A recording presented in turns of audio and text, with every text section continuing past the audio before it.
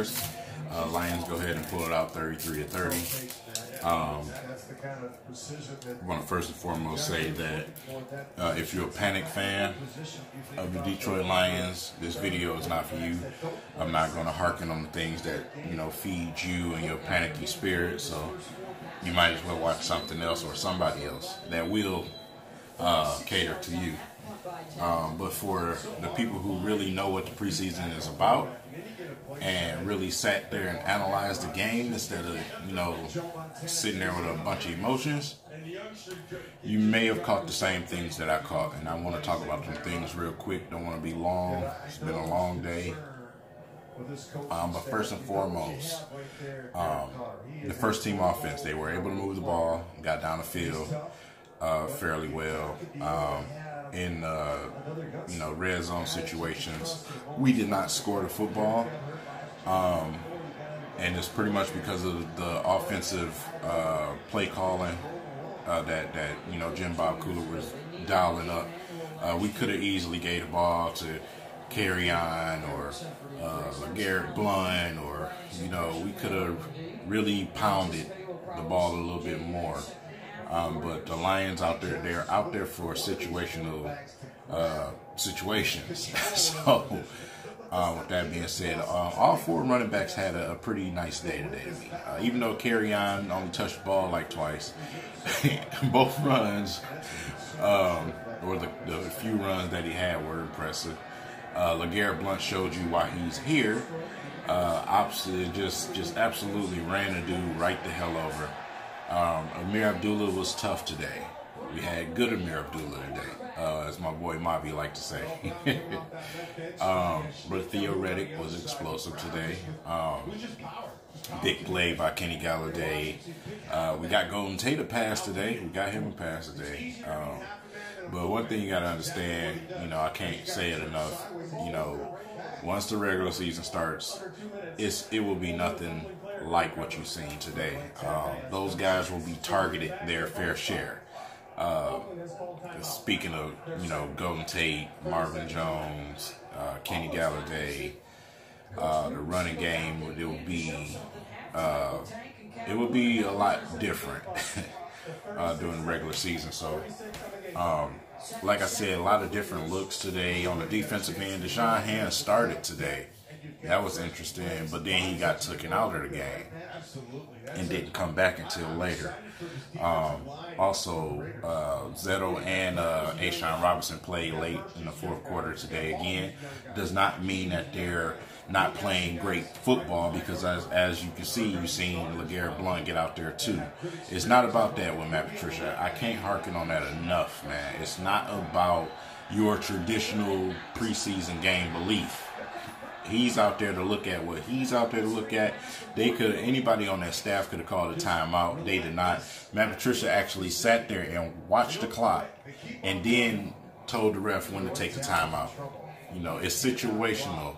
I know a lot of people didn't understand what was going on there, but, you know, it ended up going in a different direction once the guy caught the field goal. I mean, no team expects the field goal to be that short and a guy to run it back like that. So I'm not going to put that against Matt Patricia. I mean, that's just a thing that happens once every once every couple thousand attempts. So, you know, yeah, it sucked to watch, but I mean, it is what it is. Nothing we can do about it. Powell and Valles have to make this team. They have to make this team. Powell, Valles have to make this team. They both have been playing extremely well. Valles with his consistent hands, man. And Powell with his big play ability, man. Big play. He's like a mixture of Golden Tate and Theo Reddick to me. You know, you got the jerkiness of both of them, but he's a little faster than Theo Reddick. I like him in the slot a little bit better than Theo or Golden Tate. So, with that being said, those two guys got to make this team, man. We got a couple of sacks today. Kind of hard to tell because, you know, Tampa Bay was missing 3 guys on the O-line, so, you know, kind of hard to tell. But as far as blocking went, today was okay. Ragnar played some right guard today, which was interesting. But, you know, as far as blocking went, it was pretty okay. We opened up some holes for the running backs today. That was very important. We got some good results out of that. So, but, you know, as far as the offensive line, they played pretty well. No holding calls. You know, it's holding here, left and right. Penalties on the offensive side of the ball were at the minimum of minimum. So, that's a good sign, you know, to get the holding calls and stuff cleaned up. But adjustments is the key thing, man. Like I said before, Matt Patricia is a big-time adjustments coach. They will adjust. I know a lot of people call this the dress rehearsal. You can call it whatever you want to call it. I mean, the Eagles was scoreless. You know what I'm saying? I'm watching Green Bay and Oakland right now. Green Bay, they looked horrible to me on the offensive side of the ball. Montgomery went down, by the way, with a foot injury. But I'm not reading into that because I know better. So you cannot put anything into these preseason games, but the glares of guys from the second and third teams. First team, you're not going to find out a thing. You're not running first team plays. I don't care what team you are. The second and third team, those are the guys that's trying to make the team, that's trying to get positions. They're the ones that's going to play the hardest. And that was totally evident because of the way that the Lions just sliced and diced and came back with no problems whatsoever. Matt Castle looked good today, and a lot of people was like, well, where is this coming from? You know, where was this a couple of games? Well, you have to understand the Lions had established a running game today. And that is a prime example of what running the football successfully can do for your quarterback. It opened things up, and Matt Castle was able to do what he did. Same for Jake Rudock, man. Same for Jake Rudock. Jake Rudock came in the game and finished it. He finished the game.